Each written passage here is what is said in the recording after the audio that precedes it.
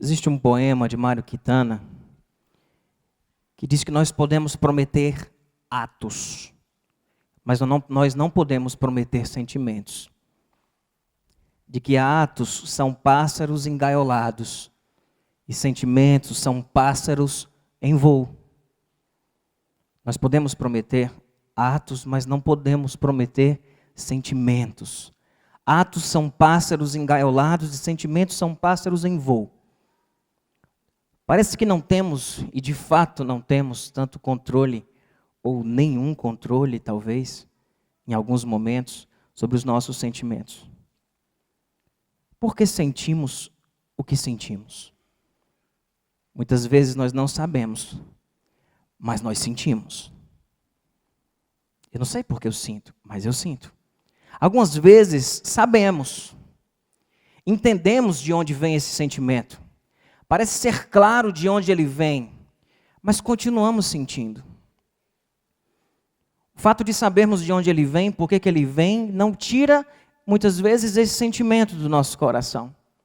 Outras vezes, nós entendemos que não faz sentido sentir o que sentimos. É quando dizemos não faz sentido sentir o que eu estou sentindo, mas nós continuamos presos a um sentimento que não faz sentido. Que eu sei que racionalmente não é a verdade sobre mim mesmo. Mas eu continuo sentindo. Sentimentos são resultado das nossas experiências, das experiências que nós vivemos. Experiências que nós vivemos têm gerado em nós alguns sentimentos que parecem não querer nos abandonar. E nós podemos, em alguns momentos, dizer: sentimento, você não é bem-vindo. Eu não quero mais sentir isso. Eu já sei por que eu sinto isso, eu já sei o que foi que aconteceu, mas eu não quero mais sentir, mas continuamos sentindo. Vivemos experiências que nos levam hoje a sentirmos uma série de coisas que nós não queremos sentir e sentimentos que não são bem-vindos. Nós falaremos sobre eles. Sentimentos como: sinto-me sem valor, sinto-me incapaz, eu sinto vergonha, eu sinto que eu não mereço, eu sinto medo, eu sinto insegurança, eu sinto angústia, solidão, tristeza, um vazio, eu sinto uma vontade de não existir, ou sinto uma vontade de morrer. Não sinto vontade de me matar, mas sinto vontade de morrer. E às vezes eu sinto vontade de me matar. Esses sentimentos vêm. Eu sinto cansaço. Muitas vezes nos sentimos desesperados.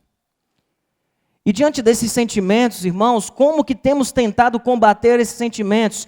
Com conceitos, com doutrinas, com a razão. Diz: você está sentindo isso? Pois é, deixa eu trabalhar aqui um conceito com você para ver se você deixa de sentir isso que você está sentindo. Aí você começa a trabalhar conceito. Então, existe uma doutrina, você está triste? Mas a Bíblia diz que a alegria é fruto do Espírito Santo. Aí a gente começa a trabalhar um bocado de conceito, tentando fazer com que a pessoa que está triste deixe de ficar triste. Ou nós começamos a mostrar um bocado de coisa na vida dela, e parece que essa conversa racional, ela não produz muito efeito. Porque muitas vezes sabemos das coisas, sabemos que não faz sentido, sabemos de uma série de coisas, mas o que é que eu faço se eu continuo sentindo? Como fruto do iluminismo, do racionalismo, a igreja moderna, nós hoje estamos vivendo a igreja pós-moderna, a igreja moderna ela foi especialista em elaborar conceitos, em sistematizar doutrinas, em elaborar respostas racionais. E parece que isso tudo faz só a gente entender um pouco melhor, mas o sentimento continua ali batendo. Existem alguns conceitos, não só da igreja, mas de forma geral, que querem resolver o nosso sentimento. Tipo, você está se sentindo sem valor, você acha que você é incapaz? Hoje sinto-me sem valor, sinto-me incapaz, sinto vergonha, eu sinto que não mereço. Aí vem uma pessoa com um conceito mais ou menos o seguinte: você é um espermatozoide vencedor. Já ouviram isso? Você chegou primeiro. Você aí quer com isso fazer com que eu me sinta um conceito. Poxa, eu sou um espermatozoide vencedor. Não estou mais me sentindo incapaz. Agora me sinto capaz porque descobri que eu sou um espermatozoide que chegou primeiro lá no óvulo. Isso resolve os nossos sentimentos, irmãos? Esses conceitos? Conceitos como, tipo, às vezes quer resolver o nosso sentimento colocando um cara sem perna e sem braço em cima de uma mesa dando uma palestra. Vocês já viram essas fotos? Fantástica aquela história. Fantástica, de tirar o chapéu. Como é que o cara vive daquele jeito? Mas isso, por si só, olhando para aquilo, parece não resolver o meu sentimento. É um conceito, ou um exemplo, alguma coisa que eu continuo ali sentindo.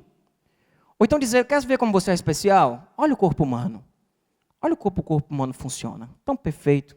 Tudo tão arrumadinho. Veja como você é especial. Veja como você é alguém. Aí nós, é verdade, o corpo humano é legal. E eu sou corpo humano. Mas eu continuo me sentindo ruim.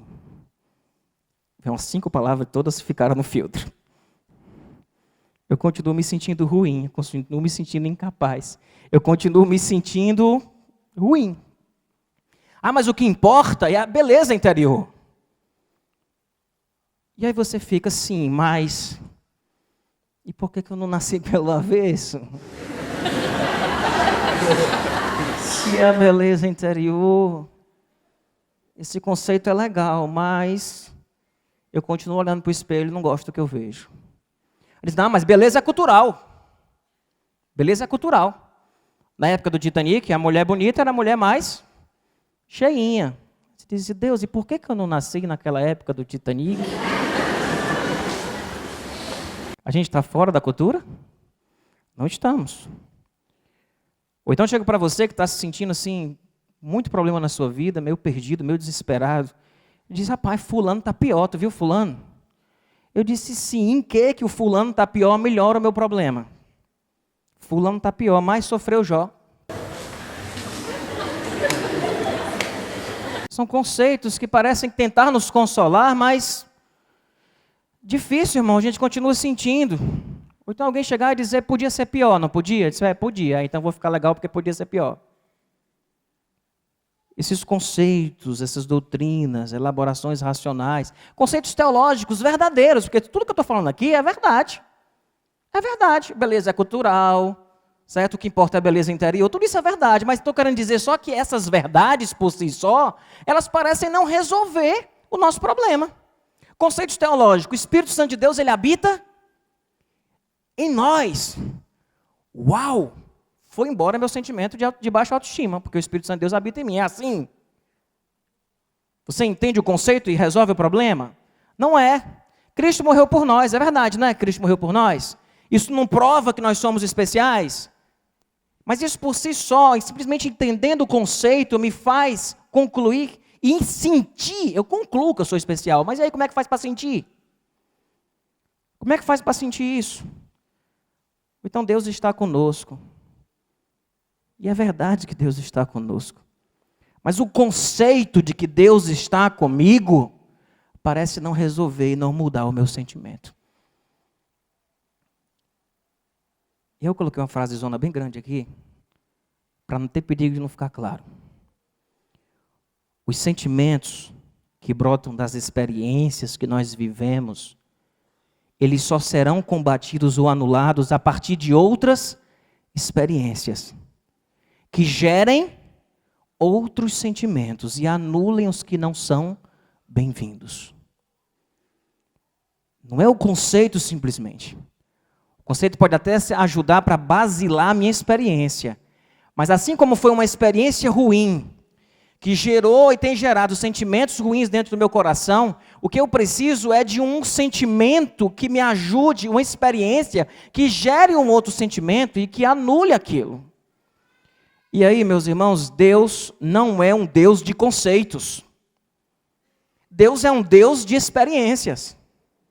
A gente pega a Bíblia e transforma ela simplesmente num livro de conceitos, mas a Bíblia é um livro de experiências.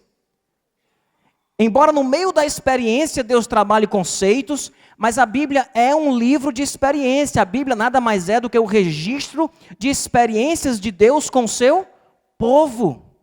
A gente pega essas experiências e transforma elas simplesmente em conceitos que nós precisamos entender e achamos que por isso vai resolver tudo na vida da gente. Mas o que nós precisamos é olhar para essas experiências e vivermos as nossas experiências com Deus, que vão gerar sentimentos em nosso coração, que vão apagar ou vão anular esses outros sentimentos.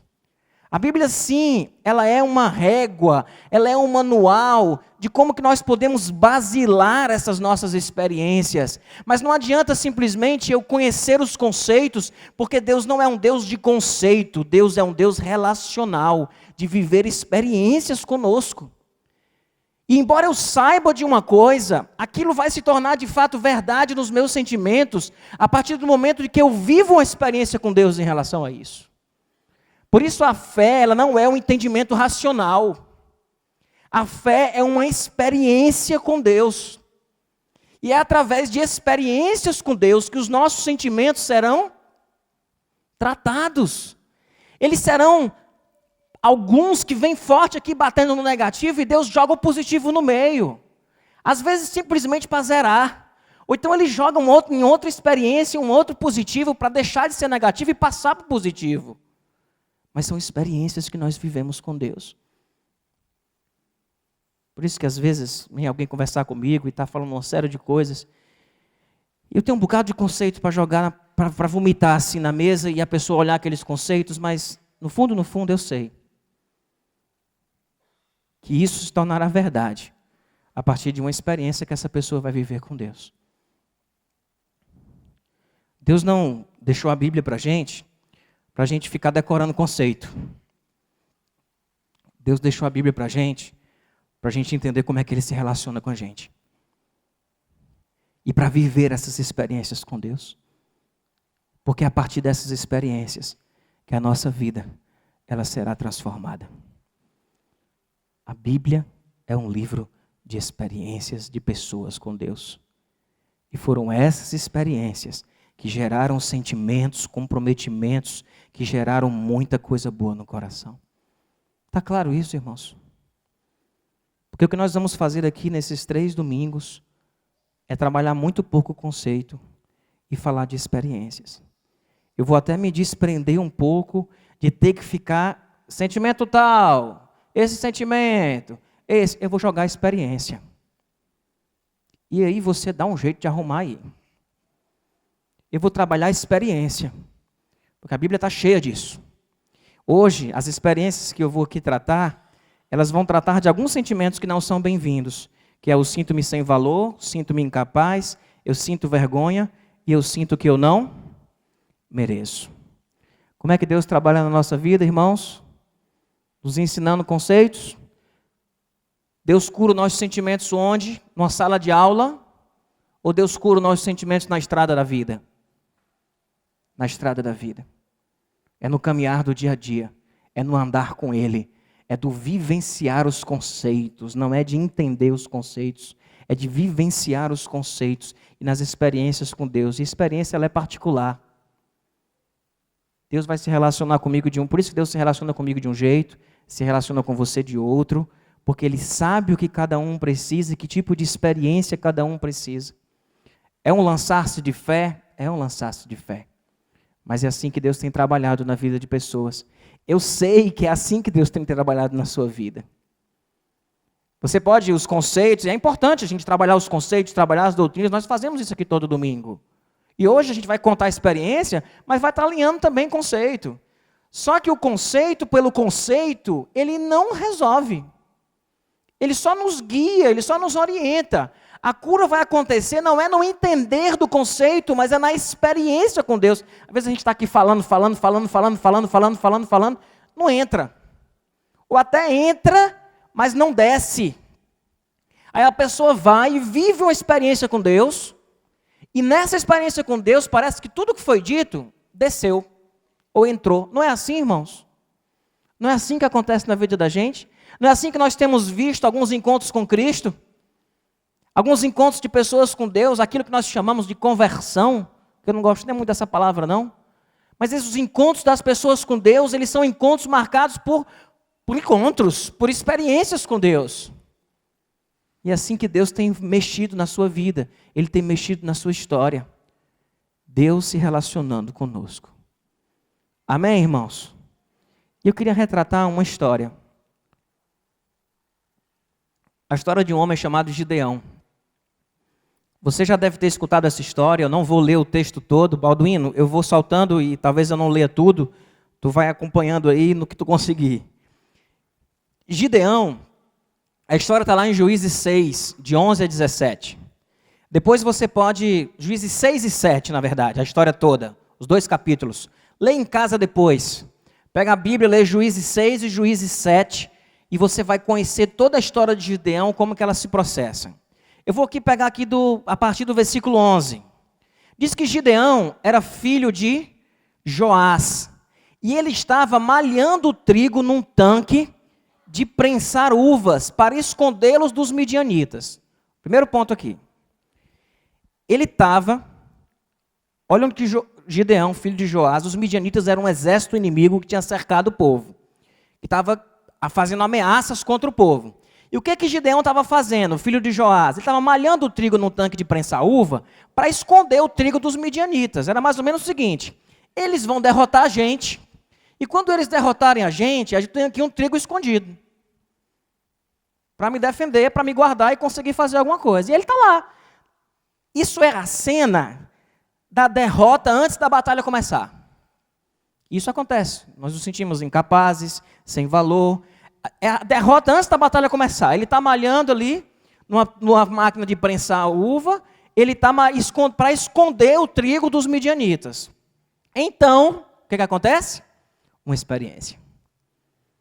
O anjo do Senhor apareceu a Gideão e lhe disse: o Senhor está com você, poderoso guerreiro. Olha a palavra do anjo. Ele chega para Gideão e ele não chega dizendo: ô Gideão, o que é que tu está fazendo aí? Gideão, o que é que... O Senhor está com você, poderoso guerreiro. Deus sabe mexer com a gente. Olha as frases de Deus: o Senhor está com você. Era justamente o que Gideão estava questionando. A experiência de Deus com a gente, ela não é desassociada da realidade e daquilo que está acontecendo no nosso coração. O Senhor está com você, era justamente o que Gideão estava questionando, a gente vai ver aqui. E ele diz: poderoso guerreiro. A outra coisa que Gideão estava questionando, que era a sua própria capacidade. Ah, Senhor, versículo 13, diz Gideão: se o Senhor está conosco, por que aconteceu tudo isso? Percebe? Se o Senhor está comigo, por que aconteceu tudo isso? Onde é que Deus trabalha o conceito de que Ele está presente na vida da gente? É lendo um versículo e entendendo isso? Não, é na relação da experiência. O Senhor está convosco. Ele diz: ah, Senhor, respondeu, se o Senhor está conosco, por que aconteceu tudo isso? Onde estão as suas maravilhas que os nossos pais nos contaram quando dizem: não foi o Senhor que nos tirou do Egito, mas agora o Senhor nos abandonou e nos entregou nas mãos de Midian. O que é que nós temos aqui? Nós temos a lamentação de Gideão, chegando diante de Deus e dizendo: Senhor, se o Senhor está com a gente mesmo, por que isso tudo está acontecendo? Há espaço para isso no relacionamento com Deus, na experiência com Deus. A experiência com Deus não é uma experiência fria, como se estivéssemos falando com uma parede que não aceita argumento, que não aceita questionamento, que não sabe ouvir. É um Deus que sabe ouvir, que escuta a nossa angústia, que diz aquilo que a gente precisa ouvir. O que é que Deus faz? O Senhor se voltou para ele, e Deus parece não responder Gideão. Ele simplesmente diz: com a força que você tem, mais uma vez Deus está dizendo: Gideão, você é capaz, com a força que você tem, vá libertar Israel das mãos de Midian. Não sou eu quem o está enviando? Estava respondendo as duas perguntas. Você está reclamando que eu não estou agindo, mas eu vim aqui para fazer isso. Você está querendo dizer que eu não estou percebendo, não estou vendo o seu sofrimento, mas eu vim aqui para fazer. E é por teu intermédio, Gideão. Vai e faz. Vai lá e liberta. Vai com a tua força. Aí Gideão se entrega. Ele diz: ah, Senhor, respondeu Gideão, como posso libertar Israel? Meu clã é o menos importante dos Manassés. E eu sou o menor da minha família. Percebe o sentimento dele? Se ele estava questionando se Deus estava se importando com ele, ele também não estava acreditando que Deus podia fazer alguma coisa por intermédio dele, porque ele não se sentia capaz. Por isso que Deus, quando chega, ele chega dizendo, guerreiro valoroso, guerreiro corajoso. E agora ele chega, vai na tua força. Ele está colocando Gideão para onde? Para baixo? Para cima. Às vezes, na nossa experiência com Deus, Deus entra nos botando um pouco para baixo. Porque às vezes é o que a gente está precisando. A gente está achando que a gente é demais, aí Deus entra dando uma... Segura a onda aí, meu irmão. Que tu não é isso tudo aí, não. Mas aqui com Gideão, como é que ele está agindo? Você é capaz. Você é guerreiro. Isso é um conceito, irmãos? Isso é uma experiência com Deus. Isso é uma experiência com Deus. E é isso que fica no nosso sentimento. É quando os conceitos se tornam verdade na nossa relação com Deus. Vai na tua força. Aí ele diz, eu sou o menor, o menos importante. Como é que pode? Aí Deus responde no 16, eu estarei com você, respondeu o Senhor, e você derrotará todos os midianitas como se fosse um só homem.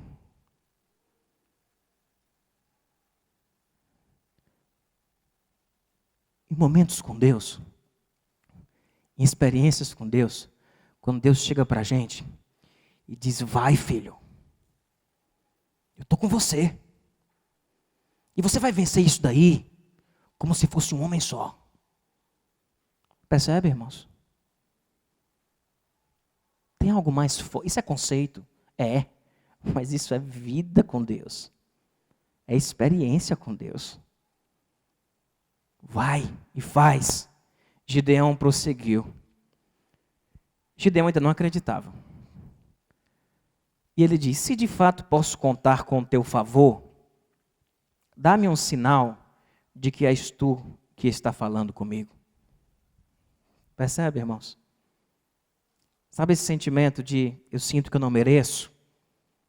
E se Deus estivesse querendo agir no meio por outro intermédio, por intermédio de uma outra pessoa, mas se de fato eu posso contar com o teu favor, ele parece não confiar na provisão de Deus, na bênção de Deus, no favor de Deus, e às vezes isso está no sentimento nosso de que a gente não merece.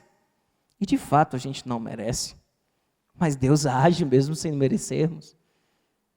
Diz, me dá um sinal. E aí ele pede um sinal. Aí Deus diz, olha, faz um sacrifício. Eu não vou ler o texto não. Ele pega o sacrifício, traz o sacrifício, coloca o sacrifício aí em cima e coloca aí tal. Aí o anjo foi e colocou o cajado lá e pegou fogo em tudo. Aí nessa hora Gideão, rapaz, é o anjo mesmo. Sabe aquela hora que você está vivendo uma experiência ali com alguma coisa que está acontecendo, mas você ainda não tem certeza de que é Deus que está falando com você? Aí chega uma hora que acontece uma coisa e você diz, rapaz, é Deus mesmo. Até então eu estava achando que era coincidência, eu estava achando que esse cara aqui era qualquer coisa, eu estava achando que isso aí era só uma frase na parede, mas agora, aí vem aquele arrepio, rapaz, é Deus que está falando comigo. É Deus que está falando comigo, e Gideão sentiu isso. Aí Deus chega para Gideão e manda Gideão derrubar o altar de Baal e fazer um altar para ele. Ele disse, vai lá Gideão, derruba o altar. Sabe o que é que Gideão faz? Diz, rapaz, eu vou derrubar esse altar aqui, a confusão que não vai dar para o meu lado. Aí ele vai de madrugada, com medo do pessoal ver ele derrubando o altar e fazer alguma coisa com ele. E diz que ele leva 10 servos dele. Percebe como o bichinho era fraco? Ele tinha 10 servos. Mas ele dizia que ele era o menor da casa do pai dele, que a clã dele era a menor de todas. Ele tinha 10 servos. E ele vai lá derrubar. De madrugada, no outro dia de manhã, quando o povo acorda, quem foi que derrubou esse altar de Baal aí? Era um outro Deus que o povo estava adorando, e os problemas tinham a ver com isso. Olha Juízes 6, de 29 a 32, perguntaram uns aos outros, quem fez isso? Depois de investigar, concluíram, foi Gideão, filho de Joás. Pega esse caba. Era mais ou menos isso. Os homens da cidade disseram a Joás, traga seu filho para fora, ele deve morrer. Pois derrubou o altar de Baal e quebrou o poste sagrado que ficava ao seu lado. Imagine aqui, Gideão dizendo, agora pegou para o meu lado. Agora pegou para o meu lado, mas aí Deus levanta família. E vê a importância de família? Deus levanta família, porque às vezes Deus fala diretamente, às vezes Deus levanta família, Deus levanta igreja, Deus levanta gente. Aí quem é que se levanta? Joás, porém, respondeu à multidão hostil que o cercava. Era o pai de Gideão, dizendo o quê? Vocês vão defender a causa de Baal? Estão tentando salvá-lo? Quem lutar por ele será morto pela manhã. Se Baal fosse realmente um Deus, poderia defender-se quando derrubar o altar dele. O pai dele entrando em cena. E às vezes quando a gente está vivendo um momento que a gente não se sente capaz, que a gente percebe que está se levantando uma barreira mais forte do que a gente pode suportar, que vem alguém que Deus manda assim, que entra na vida da gente e pega a briga para si, que bate no peito e diz, ei, quer que eu traga meu filho para cá para vocês baterem nele, matarem ele? Vocês estão defendendo Baal? Pô, então vão lutar para Baal. Se Baal fosse Deus mesmo, não tinha permitido ninguém derrubar o altar dele. Aí o pai se levanta para defender o filho. Nisso tudo o Gideão vai ganhando o quê? Confiança, força, porque Deus trabalha no meio da experiência. Deus trabalha no meio da nossa experiência, das nossas histórias.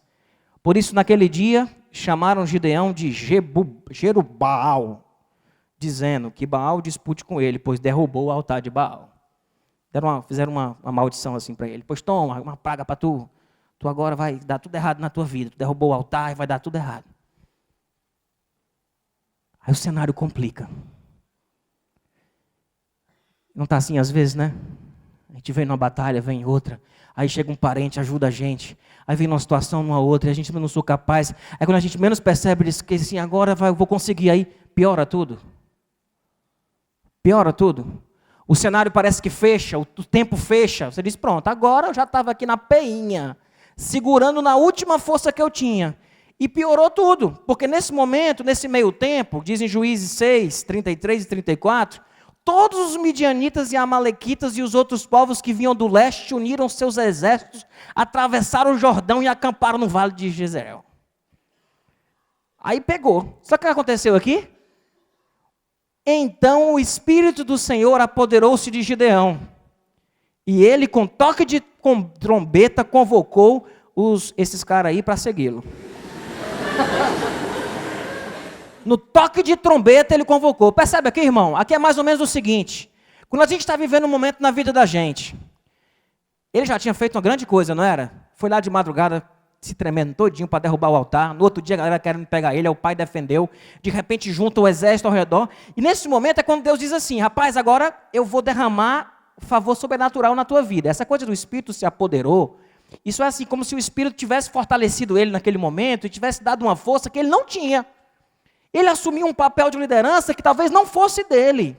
É mais ou menos aquele negócio que quando você termina de fazer, diz, rapaz, fui eu que fiz isso? Fui eu que fiz esse negócio aqui? Aí Deus vai te mostrando como você é forte quando Ele age na tua vida. Você olhar para a situação e dizer, piorou tudo, e eu, em vez de correr, eu peguei uma trombeta, eu assoprei na trombeta e chamei a galera para a batalha. Essa força não era de Gideão. Essa força era de Deus na vida dele. Diz o Espírito se apoderou dele. É quando o Espírito Santo de Deus hoje na vida da gente vem, produz um resultado que a gente não tinha como produzir por nós mesmos. Diz, como é que eu estou em paz numa situação dessa? Ou como é que eu estou tendo coragem e ousadia de reagir num momento desse? Nessas experiências, Deus vai dizendo que você é especial, que você é capaz. Ele vai fazendo você sentir essas coisas. Sentir essas coisas. Convocou para seguir. E aí, o que aconteceu, sabe o que foi? Que juntou um grande exército. Ele tocou a trombeta ali no poder de Deus e juntou uma galera. Só que o que aconteceu com o Gideão quando juntou todo mundo? Quando ele viu aquele povo todo, ele disse, vixe, não sou eu não.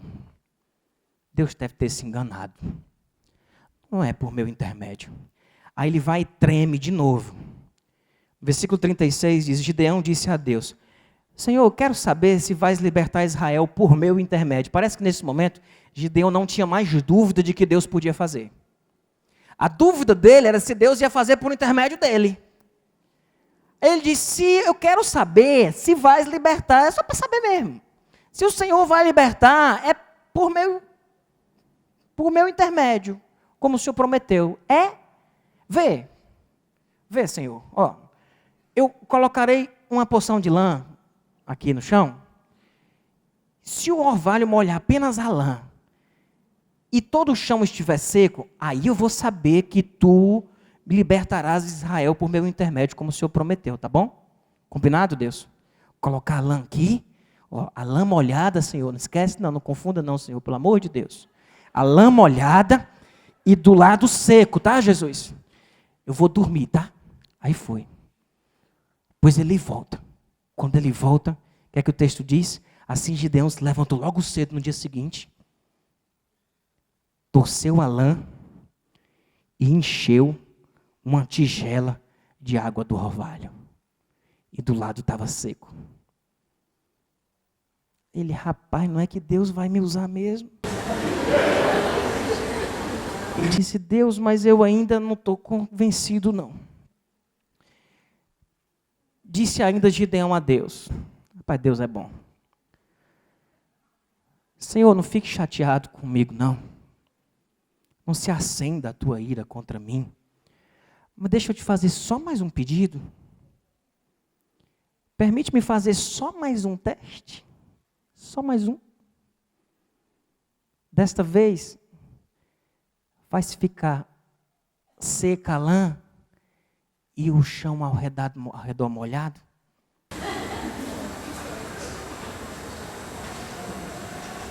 Tu fosse Deus nessa hora, tu fazia o quê? Chulete, né? Inverte, Deus, porque vai que está tendo algum fenômeno da natureza que faz esse negócio. Se der o contrário, aí é porque não tem perigo de não ser. Não tem perigo de não ser. E Deus assim fez naquela noite. Somente a lã estava seca e o chão estava todo coberto de orvalho. Vê como Deus age na vida da gente, irmãos? Deus faz dessas coisas. Na nossa vida, de caminhada com Ele. Na nossa caminhada com Ele. A palavra a gente lê e a gente vai vendo como Deus se relaciona. E a gente vai construindo nossa história com Ele. E vendo nosso relacionamento com Deus. E Ele vai tratando a gente. No relacionamento dEle com a gente. Amém, irmãos? Vocês acham que Gideão saiu como dessa experiência? Sentindo um bocado de coisa que ele não sentia antes. E para onde foram os sentimentos que ele tinha de inferioridade, que foram gerados provavelmente de experiências ruins que ele viveu, foram anulados e apagados por experiências boas e fortalecedoras que ele viveu com o Senhor. Capítulo 7, vocês lêem em casa. Mesma coisa, irmãos, com Davi. Davi vai enfrentar Golias. Aí Davi chega para enfrentar Golias. Olha o que é que diz em 1 Samuel 17. Davi disse isso a Saul. O que é que estava acontecendo? Um vale, os filisteus de um lado e o povo de Deus do outro. Chegou um gigante, gigante mesmo, gigante. Grande, forte. Era um homão, mais de 2 metros. E aí ele desafiou, se tiver alguém aí que possa vencer, ninguém tinha coragem. Aí vem Davi, pastor de ovelha, que tinha ido lá levar comida para os irmãos.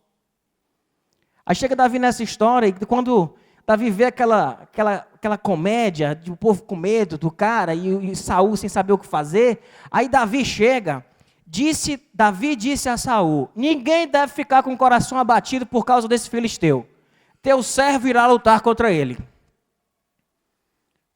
Esse é o famoso baixinho invocado. Que chega diante de uma situação e diz, é o seguinte, vocês estão chatos com medo de quem? Do gigante? Eu vou lutar com ele. Aí Saul olha para aquela história e responde, filho, 33, você não tem condição de lutar com esse filisteu não. É tipo assim, se enxerga, cara. Você é um rapaz e ele é um guerreiro desde a mocidade. De onde é que Davi vai buscar força para enfrentar o gigante? De onde é, irmãos? Das experiências que ele tinha vivido com Deus. Olha o que ele diz.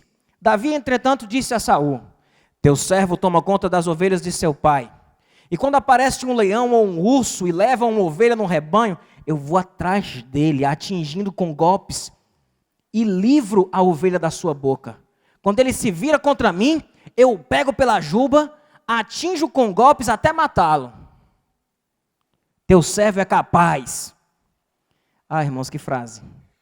Teu servo é capaz de matar um leão quanto um urso. Esse filisteu circunciso será como um deles, pois desafiou os exércitos do Deus vivo. 37. O Senhor não me livrou das garras do leão e das garras do urso. Ele me livrará das mãos desse filisteu. Diante disso, Saul disse a Davi: vá, que Deus te abençoe. Saul disse: pois vai, filho, vai. Deus te abençoe. De onde vinha a força dele? De onde vinha esse sentimento de que eu posso sim? Vinha de onde? Das experiências que ele já tinha vivido com Deus.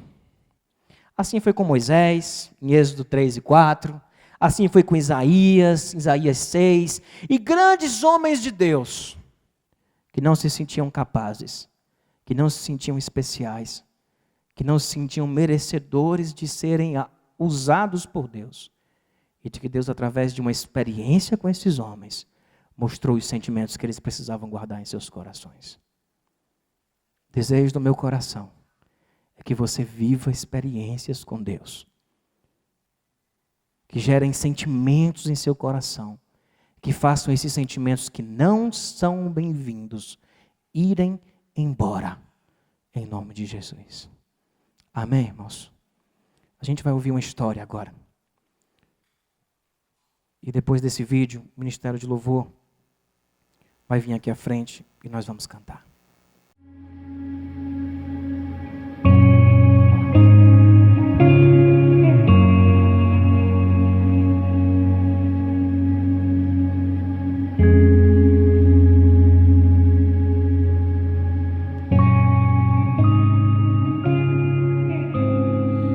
Não fui uma criança planejada pelos meus pais.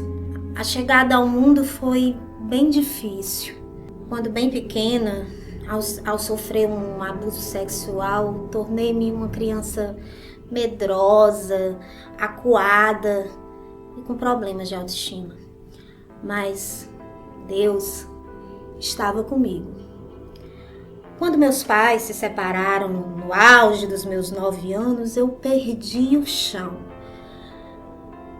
Mas a graça de Deus me acompanhava. Quando ainda adolescente, me vi grávida do meu primeiro filho e diante assim de um clamor familiar para que eu praticasse aborto, Deus me ajudou a dizer não. A graça de Deus continuou sobre mim quando, assim, após mais ou menos 6 anos de um relacionamento altamente conturbado, envolvida em um triângulo amoroso, meu marido tinha um amante. E grávida do meu segundo filho. E diante de novos pensamentos para praticar um aborto, que pela misericórdia de Deus não aconteceu. Me vi presa a sentimentos de raiva, autocomiseração, presa assim na escuridão da minha alma. A rejeição gritava alto a plenos pulmões e Deus me guardava. A graça de Deus me bastou. Ela me bastou quando o meu segundo filho nasceu com um defeito físico congênito. Deus assim me sustentou. Deus nunca recolheu a sua mão. Os olhos dele continuavam em mim quando decidi por uma reconciliação com ele. Quando decidi me batizar, me tornar uma verdadeira cristã, mesmo com um coração ainda de pedra. Deus permanecia comigo nos meus sims e nos meus nãos. A graça do meu Pai estava viva, eficaz e dinâmica. Nos trabalhos que eu empreendia dentro e fora da igreja, na universidade, nas vigílias, nos projetos de evangelismo, no louvor, no ensino, no trabalho por vezes desgastante, cheio de pressão. Quando veio a decepção com a igreja e o inevitável afastamento da mesma, foi meu caminho. Deus era presente. Quando estava atarefada demais para ir à casa de Deus e magoada demais para encarar os meus líderes, a graça do Deus vivo, ela estava lá. Quando me envolvi em um relacionamento que me fazia a cada dia morrer um pouco espiritualmente, Deus foi fiel, apesar da minha infidelidade. E quando após 2 anos eu fui diagnosticada com um câncer, Deus era meu companheiro. Deus foi presente, foi atuante e palpável. E assim eu continuo a minha caminhada, sendo moldada em meu caráter, nas paixões, nas idas e vindas a hospitais, nos tratamentos, nas cirurgias que passaram e nas que ainda virão, na quimioterapia, nas experiências que trazem luz às heresias, na esperança, no desespero, nos sustos, nos deslumbramentos, nas dúvidas, na inconstância, no perdão. A graça certamente superabunda onde abunda o pecado. E Deus vai transformando um coração de pedra em um coração de carne, rendido, constrangido e preenchido por tão grande amor, amor de Deus, meu Senhor.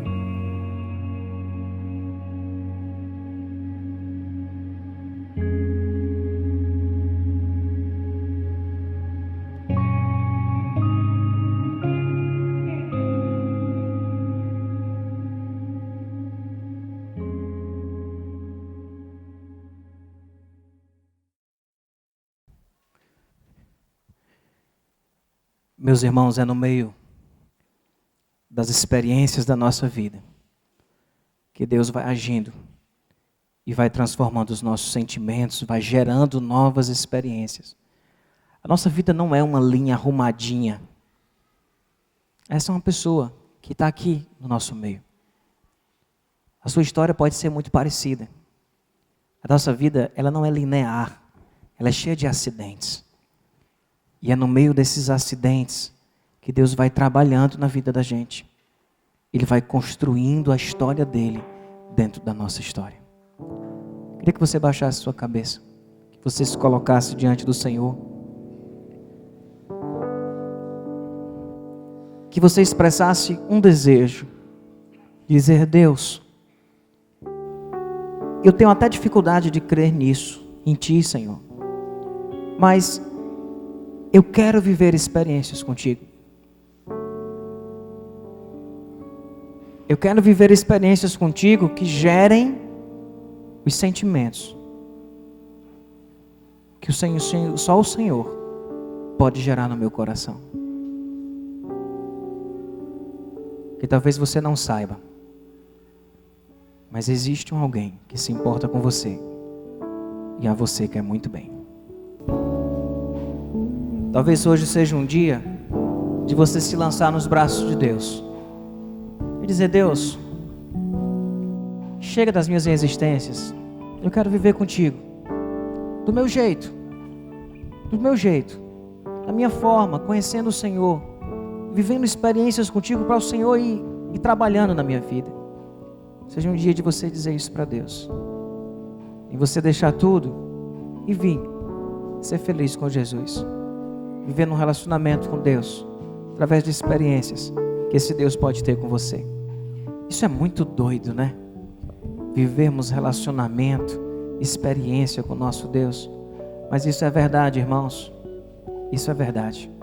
E nós temos, você tem sim, um desejo ardente no seu coração de viver essa experiência com Deus.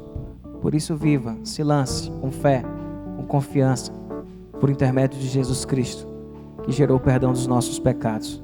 E nós podemos sim viver relacionamento com o nosso Pai. Amém? Deus nos abençoe.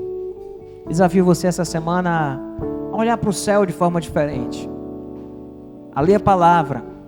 Pega a Bíblia, vai lendo, vai ler a Bíblia, lê a história de Jesus, lê a vida dele.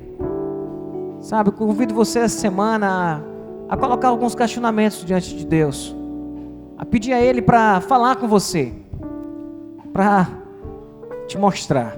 Bota a lã no chão, diz: Deus, mostra, fala comigo, eu quero entender o teu propósito na minha vida. Que Deus abençoe a cada um de nós, e que esses nossos sentimentos que não são bem-vindos, eles sejam expulsos em nome de Jesus por outros sentimentos que virão de experiências com Deus. Deus abençoe, meu irmão. Deus abençoe grandemente a cada um de nós. Obrigado, meus irmãos.